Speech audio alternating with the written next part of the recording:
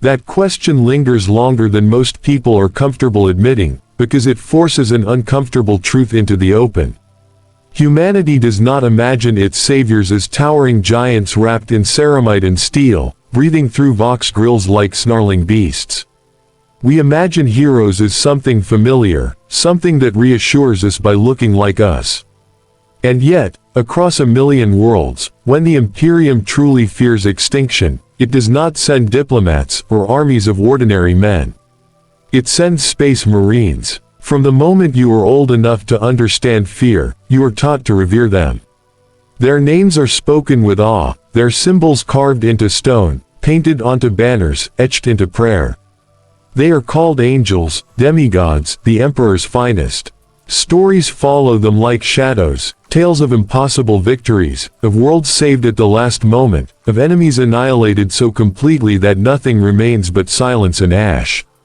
To most citizens of the Imperium, a space marine is not a person. He is an idea, a promise that no matter how dark the night becomes, something greater stands between humanity and oblivion. But ideas are safe only as long as they remain distant. The lie begins quietly. It is woven into catechisms and recruitment posters, into the hymns sung in hive temples and the sermons whispered by weary priests. Space Marines are depicted as noble warriors, calm and righteous, their armor gleaming, their weapons raised only against monsters. They are said to be fearless so that you don't have to be.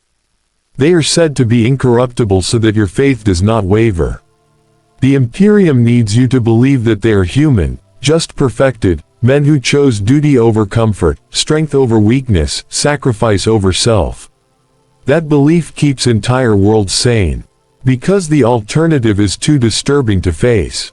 No one tells you what it means when a space marine is called in. No one explains that their arrival is not a sign of hope, but of desperation. You are not taught that they are unleashed only when the situation has already spiraled beyond the limits of ordinary human survival. Guardsmen fight wars. Space Marines end them, and there is a difference so vast that most people never even consider it. In quiet moments, some people sense it anyway. A discomfort they cannot name. A faint instinctive recoil when they hear stories of warriors who never retreat, who never hesitate, who fight for days without rest and kill without mercy. These stories are meant to inspire courage, yet something in the human mind recognizes a warning. We are creatures shaped by empathy, by shared pain and fear. We trust those who bleed like we do, who flinch like we do. A being that does none of these things unsettles us, even when it claims to stand on our side. The Imperium discourages such thoughts. Doubt is dangerous. Fear of your protectors is unproductive. Better to focus on the victories, the legends, the shining armor marching through fire while humanity cowers behind it. Better to believe that these warriors understand you, that they care about your survival as much as you do.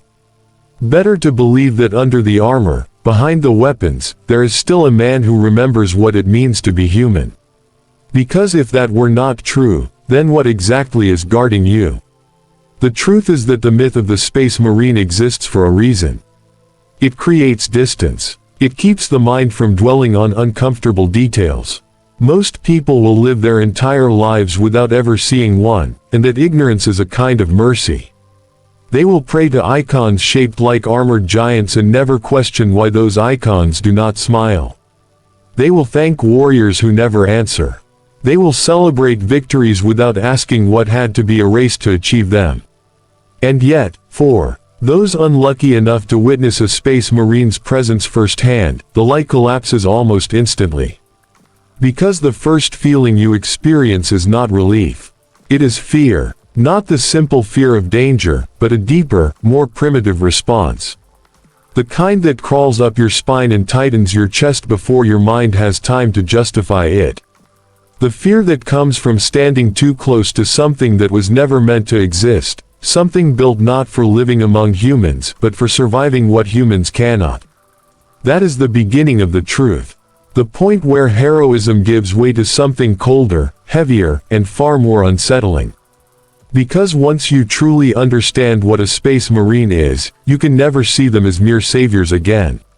And the most terrifying realization of all is this: the Imperium did not create them to be inspiring. It created them because nothing else was enough. Imagine knowing that help is coming, yet feeling your heart sink instead of rise. Imagine realizing that whatever is about to descend from the heavens is not coming to save your world as it is, but to decide whether it deserves to continue existing at all. That is the moment no story ever prepares you for. That is the silence before the truth. Across the Imperium, the arrival of a space marine force is announced with reverence. Astropaths scream themselves blind to send the message. Priests fall to their knees. Commanders whisper prayers they barely believe. But beneath the ritual and the pageantry, something far darker settles in. Because a space marine is never deployed lightly. Their presence means that the line has already been crossed, that the enemy is too strong, the corruption too deep, the resistance too broken for ordinary men to handle. In those hours, sometimes days, before they arrive, fear takes on a strange new shape. Civilians sense it first. The air feels heavier. Conversations grow quieter. Even the most hardened soldiers begin to avoid speaking the words out loud.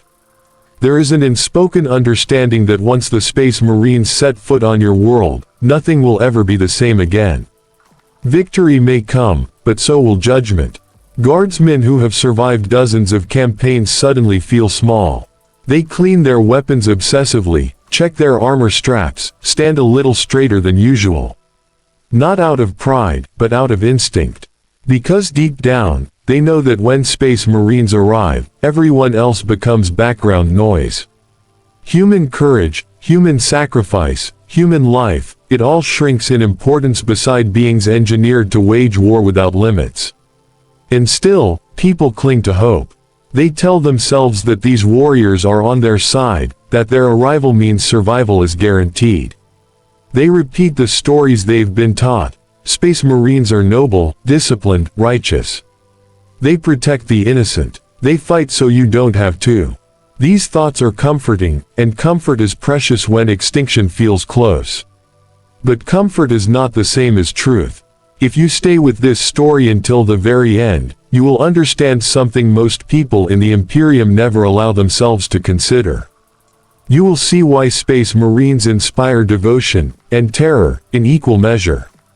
You will learn what happens when the legends finally step out of myth and into reality, and why the most frightening thing about them isn't their weapons, their size, or their strength, but what they represent about humanity's place in the universe. Because the truth is, fear doesn't begin when a Space Marine fires his first shot. It begins the moment you realize that your survival is no longer the priority. That is what happens the first time a human truly encounters a Space Marine, not as a legend, not as a symbol carved into stone, but as a living presence. Occupying the same space. It is not dramatic at first. There is no sudden explosion of fear, no immediate panic.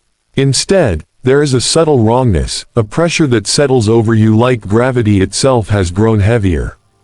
You notice the silence before anything else. Conversations die mid-sentence. Boots stop scraping against metal floors. Even machines seem to fade into the background hum, as if the world itself is holding its breath. Then you feel it, a vibration through the ground, measured and deliberate. Each step is slow, controlled, impossibly heavy. Not rushed, not hurried. Whatever is approaching does not need to move quickly to assert dominance. When you finally see a Space Marine, your mind struggles to categorize what stands before you. He is shaped like a man, but only in the loosest sense. Too tall, too broad, proportions stretched beyond anything nature would allow. His armor does not sit on him like clothing. It looks fused, grown around his body like a second skeleton of ceramite and steel. The surface bears scars, burns, gouges, fractures, that tell stories of violence far beyond anything a human could survive. And then there is the helmet. The faceplate does not express emotion. It does not reassure. The lenses stare out with an unblinking, predatory focus, scanning everything, judging everything. When he turns his head toward you, even briefly, instinct screams that you have been noticed by something that does not see you as an equal. You are aware, suddenly and painfully, of how fragile you are. How easily you could be broken without effort, without anger, without hesitation. When the Space Marine speaks, it is worse. The voice does not sound human anymore. It is layered, filtered through vox grills and amplification systems that strip away warmth and subtlety. Each word carries weight, authority, finality. He does not ask questions unless he must. He does not explain unless ordered to. His sentences are short, efficient, designed to convey information, not comfort. You realize, in that moment, that reassurance has no place in his vocabulary. People often imagine that seeing a Space Marine brings relief, that standing beside such power would make fear vanish. In reality, it sharpens it. You become acutely aware of your own weakness, of how small your life is compared to the thing towering over you. The Space Marine does not crouch to your level. He does not soften his presence. He exists as he is, unconcerned with how intimidating that existence might be. And that is the most unsettling part. He is not trying to frighten you. This is simply what he is. Your heart pounds, not because you think he will attack you, but because you understand that if he did, there would be nothing you could do to stop it. No negotiation, no resistance, no dramatic last stand, just an end, delivered with the same detached precision he applies to every other task. You are safe only because you are irrelevant. As he moves past you, attention already elsewhere, you are left with a lingering chill. You realize that the stories never mentioned this feeling. They never spoke of the way your instincts recoil, of how your body recognizes a predator even when your mind insists it is an ally. The legends talked about salvation. They did not talk about standing in the shadow of something that makes you question whether humanity still belongs at the center of its own wars. That is the moment the illusion truly breaks. Because once you have felt that presence, once you have stood beside a Space Marine and understood how little you matter, you begin to grasp the real horror. These beings are not terrifying because they are violent. They are terrifying because violence is only one small part of what they are designed to do. And you have not yet seen what happens when they decide it is time to fight. That question becomes unavoidable once you accept that a Space Marine is not simply a soldier in armor, but the end result of a deliberate and brutal process. Nothing about them is accidental. Nothing about them is natural. They are not men who trained harder than others. They are men who were taken apart and rebuilt into something else entirely. It begins long before the armor, long before the weapons, long before the name is stripped away. Candidates are chosen when they are still boys, at an age when fear is raw and identity fragile. They are taken from worlds that prize survival above comfort, death worlds, feral planets, places where weakness is already a sentence. Even then, most do not survive the selection. Their bodies fail. Their minds break. Those who endure are not rewarded with praise, only with the chance to suffer further. The transformation is systematic. Organs are removed, replaced, reinforced. Bones are shattered and regrown denser, heavier, stronger. Muscles are layered and rewired. Blood is altered to clot instantly, to carry more oxygen, to fuel exertion far beyond human limits. Pain is constant, not as a side effect, but as a tool. Pain teaches endurance. Pain teaches obedience. Pain erases the memory of a softer life. But the physical changes are only the beginning. The mind is reshaped with equal cruelty. Memories are rewritten, suppressed, or burned away entirely. Fear is dissected, studied, and repurposed into focus. Doubt is treated like a disease. Individuality is sanded down until only function remains.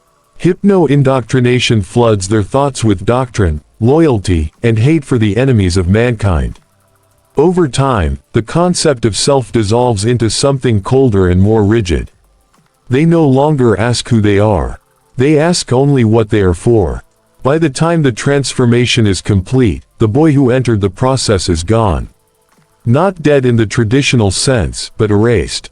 His hopes, his attachments, his sense of belonging to ordinary humanity, these are liabilities that cannot be permitted to survive.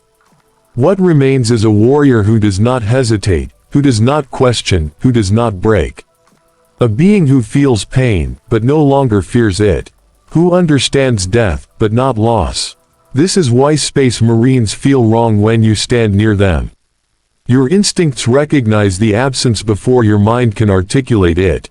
They look at you and see a human, but they no longer see a reflection of themselves. They have crossed a threshold you cannot follow. Their loyalty is not to individuals, not even to worlds, but to an idea of humanity that excludes the fragile, the weak, and the unnecessary. And yet, the most unsettling truth is that none of this was done out of cruelty alone. It was done because it worked. The galaxy is vast, hostile, and unforgiving. Ordinary men cannot fight the horrors that lurk beyond the stars and hope to win. So humanity created something that could. Something that could endure endless war without collapsing under its weight. Something that could become a weapon without needing to be held. When you look at a Space Marine after understanding this, the fear deepens. Because you realize that every inch of him represents a choice humanity made. A decision to sacrifice its children, its compassion, its future selves, in exchange for survival. The Space Marine is not just a monster of war.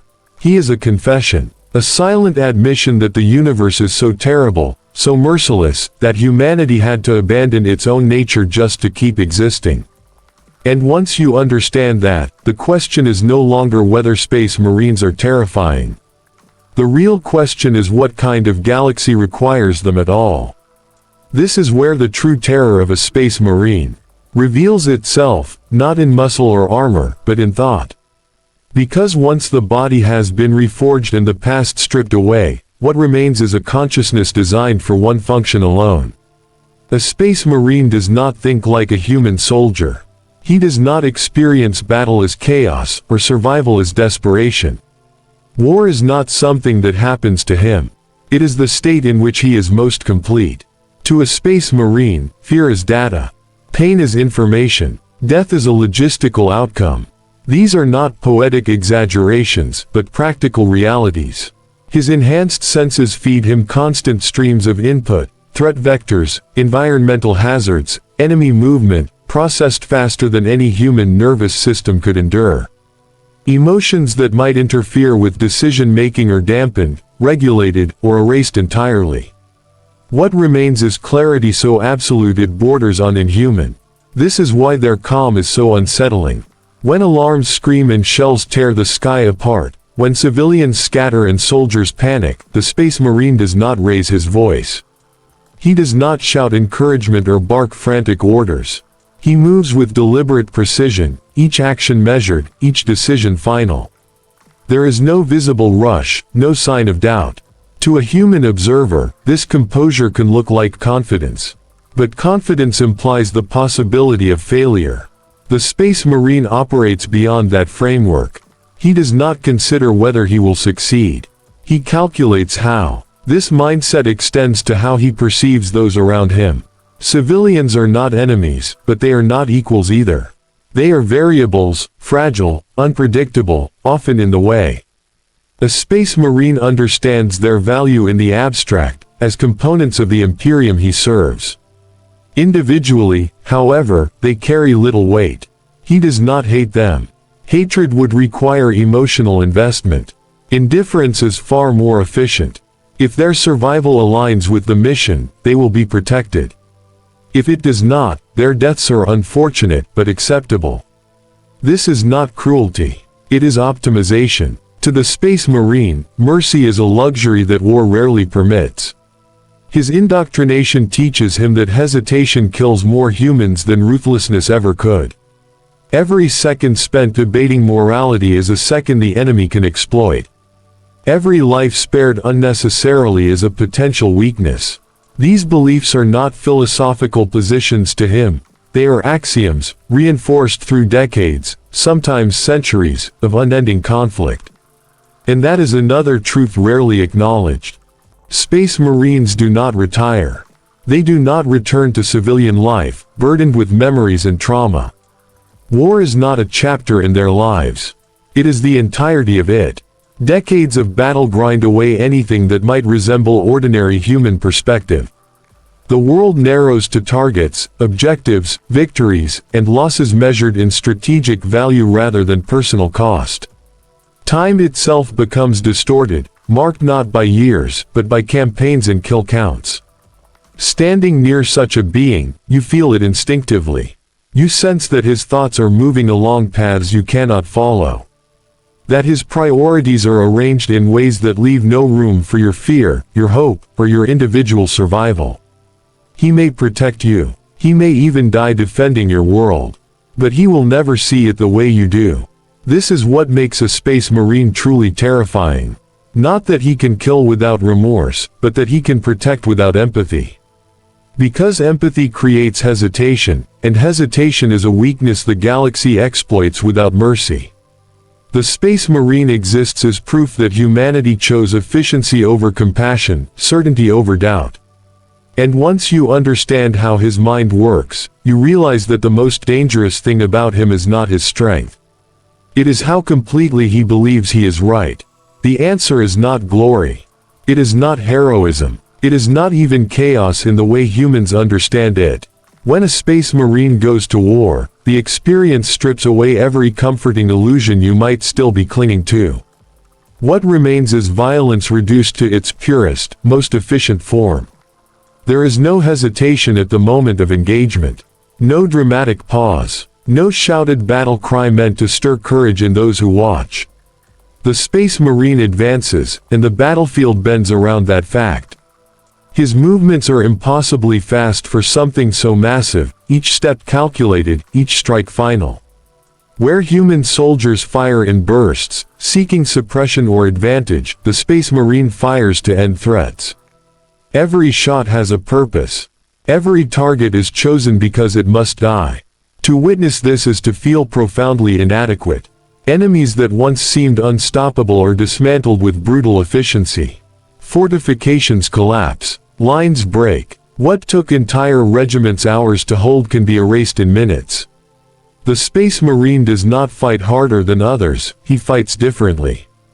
There is no waste, no excess motion, no emotional release.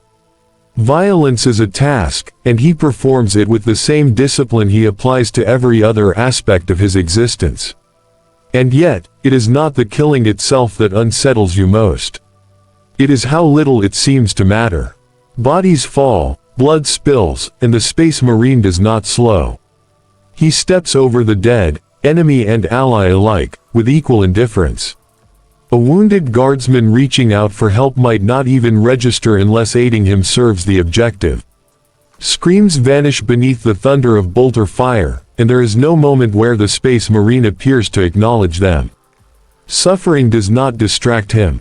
It is simply part of the environment. This is when the fear truly takes hold.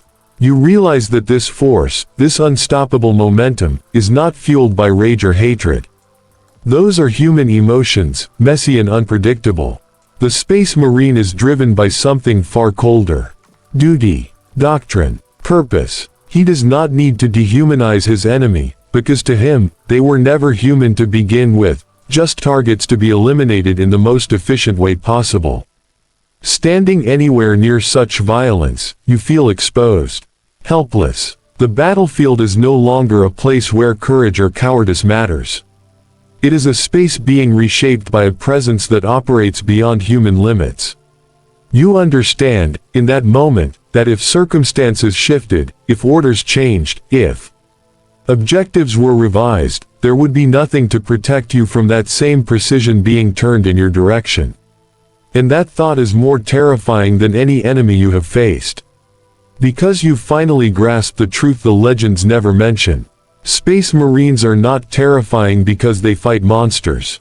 They are terrifying because they make the act of killing so clean, so controlled, that morality itself feels irrelevant. War becomes a problem to be solved, not a tragedy to be endured. When the battle ends, there is no celebration. No visible relief. The Space Marine reloads, checks his armor, and awaits the next command. Victory is not an emotional high, it is a state of completion. Around him, humans weep, cheer, collapse from exhaustion, or stare in numb disbelief at what they have survived. The Space Marine does none of these things. He simply prepares to continue. And as you watch him walk away from the ruins, you understand something that will haunt you long after the echoes of battle fade. Humanity did not create Space Marines to share its suffering. It created them to endure it without question. This is the moment no one likes to talk about. The moment when the presence of a Space Marine stops being abstract and becomes personal. Not as a distant figure of power on the battlefield, but as an unstoppable force whose objectives and your existence briefly, disastrously collide. It happens in seconds. A street choked with smoke. A corridor packed with fleeing civilians. A command bunker overloaded with wounded and broken men. Somewhere within that chaos, a Space Marine receives new orders. A target must be reached. A threat must be eliminated. Time is critical. And suddenly, the space you occupy becomes inconvenient. You can see it in the way he looks at you, or rather, the way he doesn't. There is no anger in his posture, no cruelty in his movements. Just assessment, calculation. You and everyone around you are weighed against the mission, measured in fractions of a second.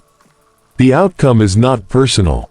It is inevitable. People shout. They plead. They try to explain, to bargain, to assert their value.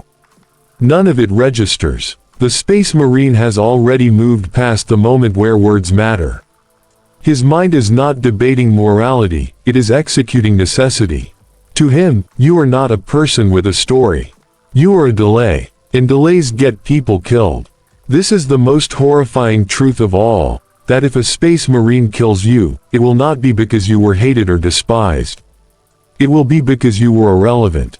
Your death will be as impersonal as closing a door or stepping over debris. There will be no rage, no satisfaction, no memory carried forward. Just another obstacle removed. Those who survive these moments never forget them. They remember the sound of armor grinding against stone as the Space Marine pushes forward. The sheer force of his presence shoving fragile human bodies aside like weightless objects. They remember how quickly order collapses when people realize that the thing meant to protect them will not stop for them. Panic spreads faster than any enemy, fueled by the realization that salvation has limits, and you may be beyond them. Even when no one dies, the damage is done. Because something breaks inside you when you understand that your life is conditional. That protection is not a promise, but a calculation.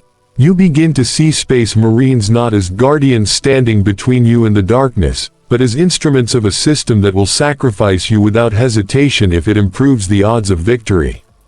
And the cruel irony is this, they are not wrong. In a galaxy where entire worlds are exterminated to contain a threat, the death of a few hundred, or a few thousand, means nothing. The Space Marine embodies that.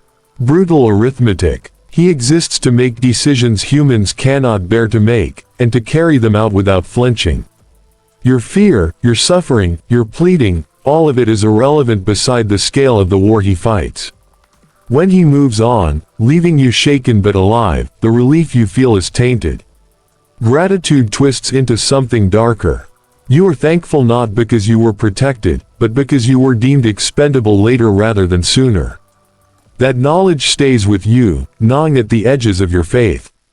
Because once you have been in the way of a Space Marine, you understand the truth no sermon ever admits. They are not terrifying because they might kill you. They are terrifying because if they do, it will mean that your life never mattered in the first place.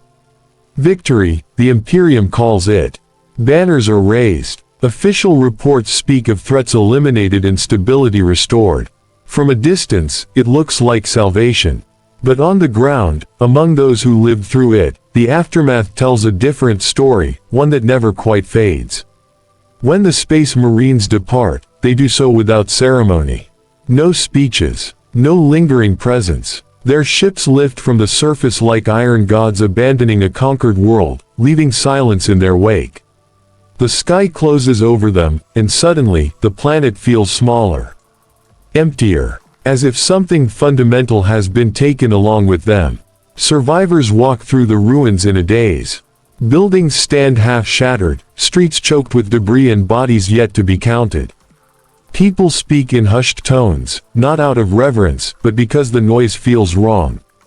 Too loud, too human. Even in victory, there is a sense that something sacred, or perhaps something fragile, has been violated. Those who saw the Space Marines up close struggle the most. They replay moments in their minds, the towering silhouettes, the emotionless voices, the way violence unfolded with mechanical certainty. They find themselves flinching at sudden sounds, watching the sky as if expecting armored giants to return. The fear lingers, not because danger remains, but because safety now feels conditional. There is guilt as well. Guilt for surviving when others did not. Guilt for feeling afraid of the beings who saved the world. Guilt for the quiet, shameful thought that perhaps it would have been better if the Space Marines had never been needed at all. These thoughts are rarely spoken aloud. To question the Emperor's angels is dangerous. But they exist, buried deep, shared only in glances and silences. The Imperium encourages gratitude. Statues are commissioned. Medals are awarded. Official histories smooth over the uglier details, transforming destruction into sacrifice and fear into faith. Over time, the narrative hardens. The Space Marines become legends again, distant and untouchable. The truth is allowed to blur, then fade. But for those who remember, it never truly does. They know that the Space Marines did not restore the world to what it was. They ensured it could continue, nothing more. The scars left behind, physical and psychological, were not considered their responsibility. Healing is a civilian problem. Rebuilding is a human burden. The Space Marines have already moved on to the next war, the next crisis, the next calculation. And perhaps that is the final cruelty. The realization that these beings are not invested in the future they secure. They do not stay to nurture it, to protect it gently, to help it recover. They exist only to prevent extinction, not to preserve happiness. Humanity is left to pick through the wreckage, grateful to still exist, even as it mourns what was lost. In quiet moments, when the statues loom and the prayers echo hollowly, a dangerous question begins to form. If survival requires creatures like this, what does that say about the fate humanity is running toward? Because once you understand what a Space Marine leaves behind, you realize that the true cost of their protection is not counted in bodies or buildings. It is counted in what humanity is slowly learning to accept as normal.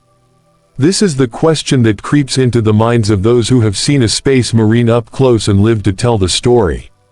It is the kind of question that gnaws quietly, threading doubt through faith, fear through admiration, and awe through guilt.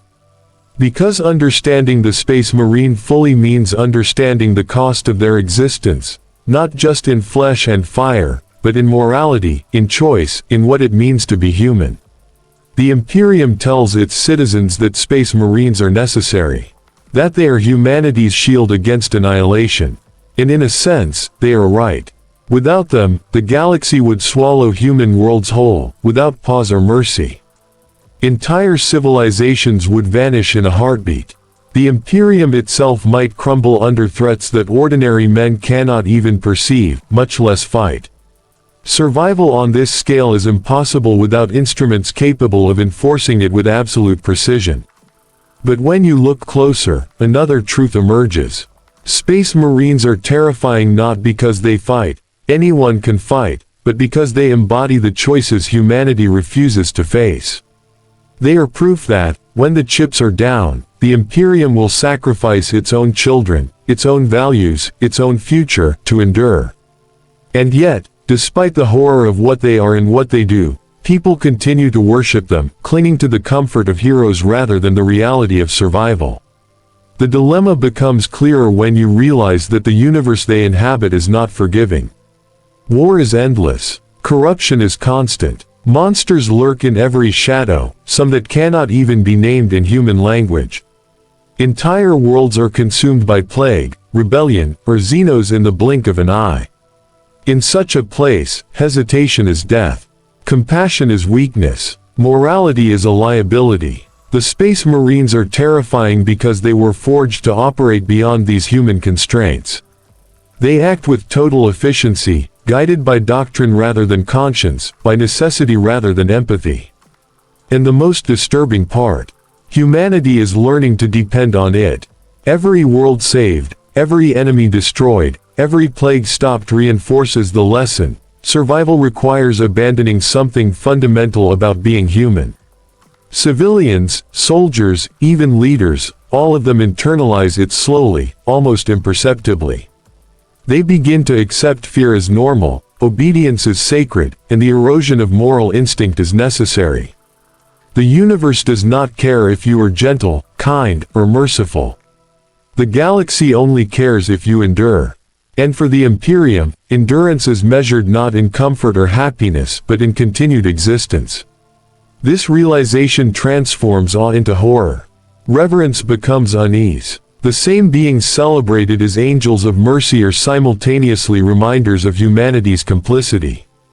Because for every victory the Space Marines achieve, humanity is learning that it cannot survive without them, and in turn, cannot survive without following the brutal logic they embody.